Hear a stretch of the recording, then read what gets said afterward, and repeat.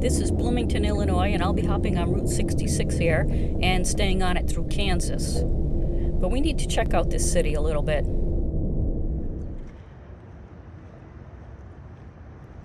Now, I've heard of big man on campus, but this is a big head on campus. This is the head of Aphrodite, the goddess of love, and she was a prop here at the student theater. This is Illinois Wesleyan University, and the students here like to give Aphrodite regular makeovers. One time they painted her to look like Gene Simmons from the band Kiss. She wore a mask during the entire pandemic, but right now she just looks very Nordic with her blonde hair and piercing blue eyes. Abe Lincoln on a bench. The History Museum here was a courthouse where Abe tried many cases, so he's comfortable here. And now he's a prop for photo ops with tiny uncooperative dogs. Don't mind if I sit here. Abe is very relaxed. He looks pleasant, and I'm sure he was.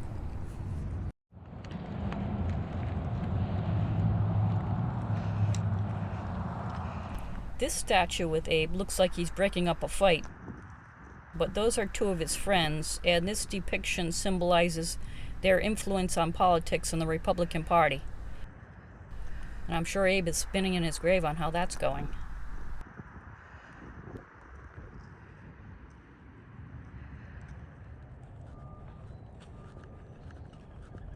There's something unique in this cemetery in Bloomington. This is a statue of Dorothy from Wizard of Oz, and Toto, of course. And the reason why she's here is that there was a real Dorothy the character was named after. The real Dorothy died at only 5 months old of a pneumonia-type illness. And to comfort the family, the uncle of Dorothy named the character after her when he wrote Wizard of Oz. When this oak tree here died, the cemetery decided to have this sculpture created instead of just cutting down the tree. Very unusual to see this in a cemetery. But the Dorothy carving is not alone. This baseball player is Old Hoss Radbourne, who grew up in Bloomington. He played for the Rhode Island team called the Providence Grays in the 1880s, and he was infamous for using his middle finger a lot way back then. They say he was the first person ever photographed with his middle finger up, and that was in 1886. So the artist decided to extend his middle finger on this carving to keep things historically accurate. It's subtle, so there's no outrage. There's the sign for Route 66.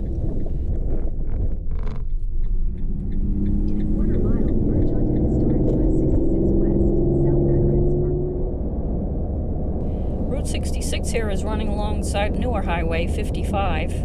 When Eisenhower was in Germany during World War II, he was impressed with the German Autobahn.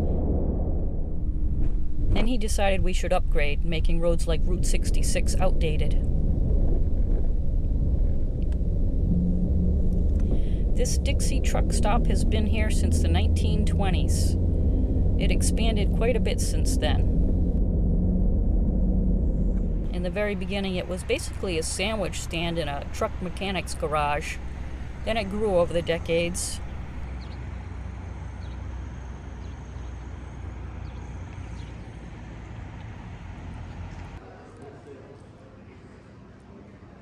Now it's huge.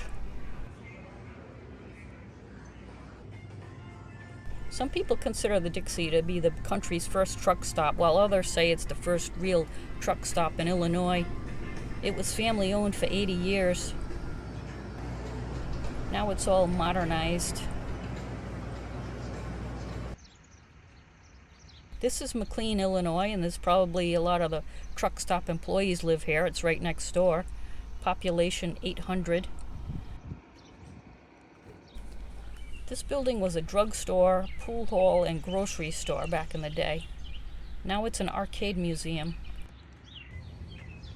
Pinball machines and a jukebox.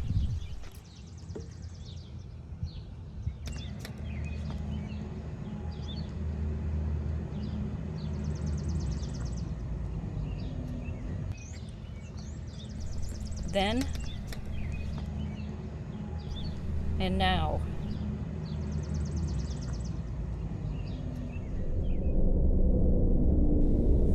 This is Atlanta, Illinois.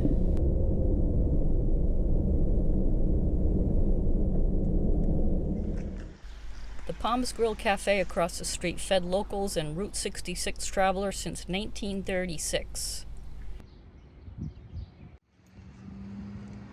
This cafe was also a Greyhound bus stop. You'd turn a light on above the door if you wanted the bus to stop and pick you up.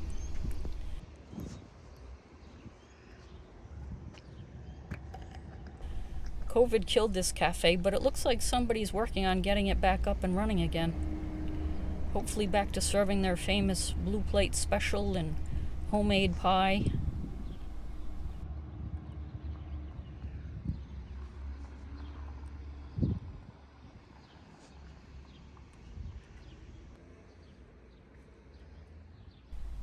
Across the street from the cafe is a Paul Bunyan statue. There's a few of them on Route 66, and they've been here since the 1960s. These Paul Bunyans originally held an axe, but they can be seen in front of a muffler shop holding a muffler. This one is holding a hot dog because he used to be in front of a restaurant. It's basically just a fun attention grabber instead of just a sign. McLean and Hawes Dry Goods and Clothing. That company dates back to the late 1800s, early 1900s. And this company claims that its beer will give you health and strength. Well, you'll feel that way anyway. Reish Beer made that claim back in the 1800s, and they were still in business until the 1960s.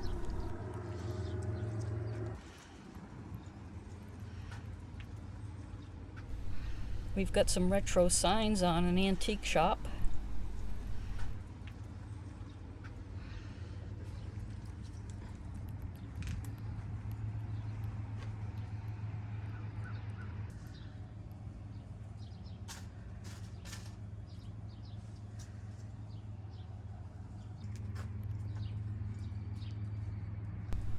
Drink Teddy chocolate, 5 cents. And it looks like a wombat drinking a soda using a straw.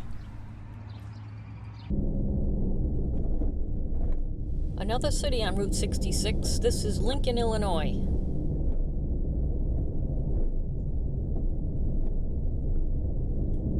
Lincoln is the only city in the world named for and christened by Abraham Lincoln before he became president. They recognized his greatness before anyone else.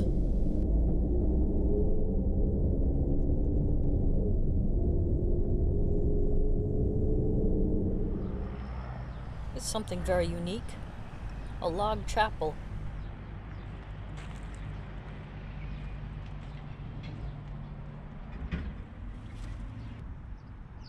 It was hand-built. Obviously a shout out to Abe Lincoln for having lived in a log cabin as a child.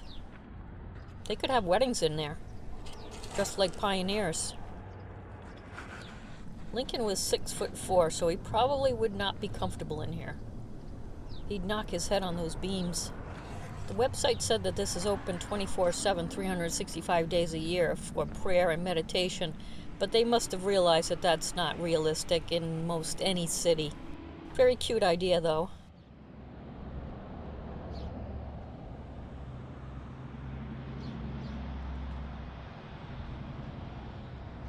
An old painted-on welcome sign. I bet it's over 100 years old.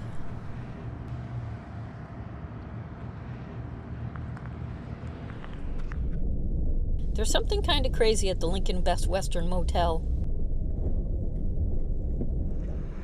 This is the largest covered wagon in the world. It's not technically covered right now, but we get the idea. Abe is reading a law book. It's called a rail splitter covered wagon. This was created by a man who was recovering from surgery and had time on his hands, and it was finished just in time to commemorate Route 66's 75th anniversary. There's something odd in Lincoln, Illinois. It's a phone booth on top of the fire department, and it's not there just for chuckles. Before we had technology, a fireman would go up in there, look for tornadoes or any other kind of nasty weather, and make a warning phone call to emergency personnel. Ain't that something? An old gas station turned antique shop. pure. That was before my time, but I do remember when you'd pull into a gas station, you'd drive over a thin hose that would ring a bell, ding ding, and the attendant would come out and pump your gas. Sometimes the mechanic would have to stop what he was doing and pump the gas. He'd ask, leaded or unleaded? And he'd offer to wash your windshield. Just the sign is left for this restaurant. The Pig Hip, but there's a memorial here. The owner, Ernie Edwards, was called the Old Coot on Route 66 and ran his restaurant here from 1937 to 1990. His pork sandwiches were made with a secret special sauce, and the meat came from the left hip of the pig, never the right hip. Old Ernie was upset that he had 10 kids and none of them were interested in taking over his restaurant. Well, it ended up burning to the ground in 2007 anyway. Look at that old motel. It was probably nice back in the day. Now it's a garbage dump.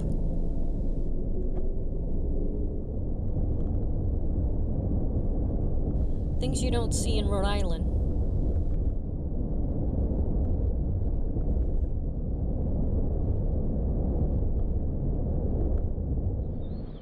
Haven't seen one of these in a long time. We are 6,352 miles from Tokyo, and Prague is 4,697 miles away. That's good to know. This is Springfield, Illinois I'm in right now. This is an iconic Route 66 restaurant owned by a husband and wife team. When he was in the military in the 1940s, he created a new and improved version of the corn dog. They called his invention the Cozy Dog. Lots of Route 66 memorabilia.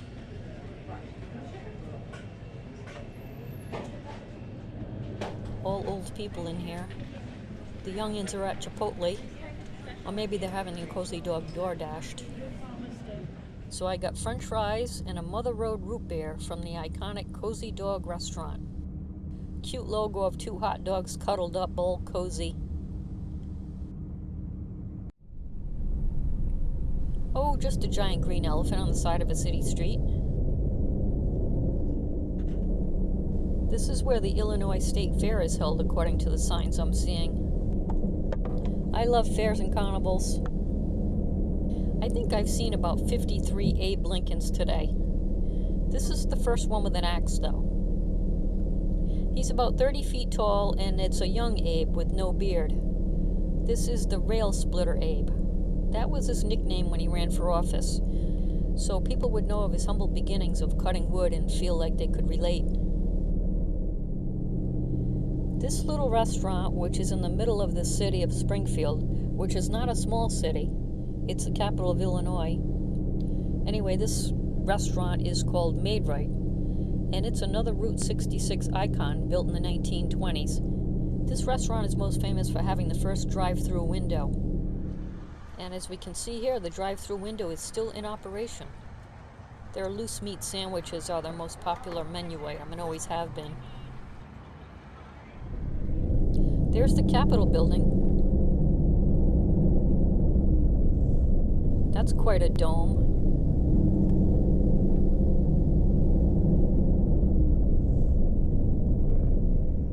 Who's buried in Lincoln's tomb?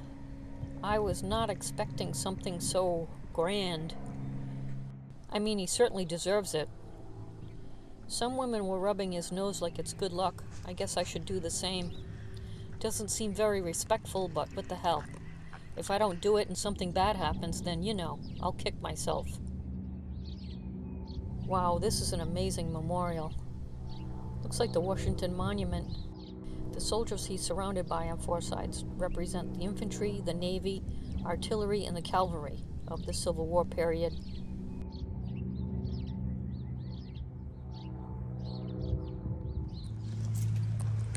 The city of Springfield started planning this monument on the day he died. Tablets on the wall are engraved with the Gettysburg Address, the farewell address, and the inaugural address. He was 56 years old when he was assassinated. This is all marble in here. In 1876, two Chicago criminals tried to steal Lincoln's body to hold it for ransom.